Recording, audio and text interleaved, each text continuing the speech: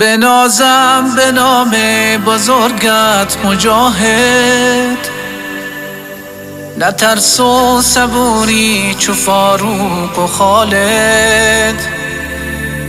تو برکن ز دنیا فساد و سیاهی، تو شمشیر خیبر سپاه خدایی. بلرزد ز عزمت جهان ستمگر، بکن شام دنیا تو صبح منور.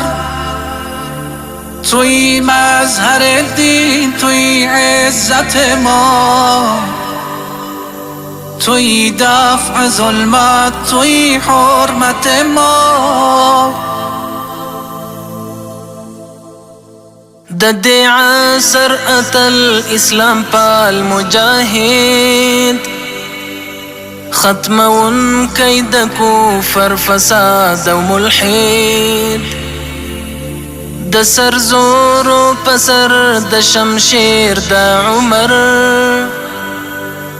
مفسدین و تټینګ د ولاړ په ډګر. ماتون کئی دهر ستمگر او جابر، مقابل دی مغرور تا اجل د کافر.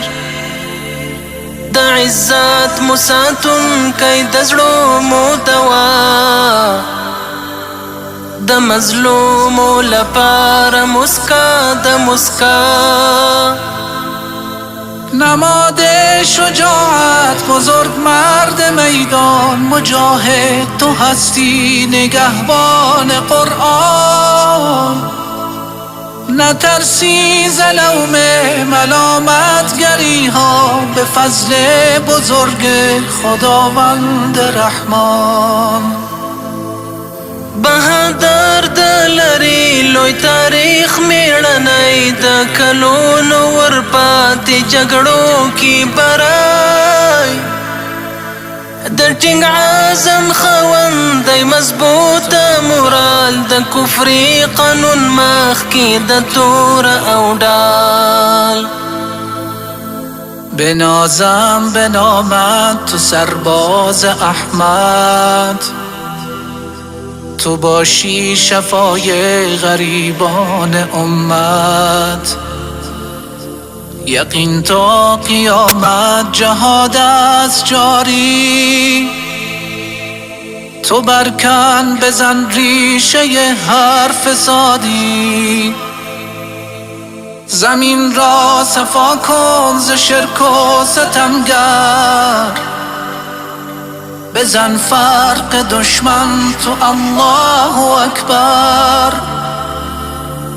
بیا جملگی در کنارش بجنگیم، به امر خداوند همه صف ببندیم. محافظ د قرآن دی د سر په سودا، قربانیږي په دین او د خدای په رضا. شجاعت او جذبه یې رښتیا ایمانی، د اورتل کې چې تن کړي په مینا ستي. بهادر د لري لوی تاریخ میړنی، د کلونو ورپاتې جګړو کې برای. د ټینګ عزم خوندی مضبوطه مورال، د کفري قانون مخکې د تور او ډال. بهادر د لري لوی تاریخ میړنی، د کلونو ورپاتې جګړو کې برای. د ټینګ عزم خاوندی مضبوطه مورال، د کفري قانون مخکې د تور او ډال.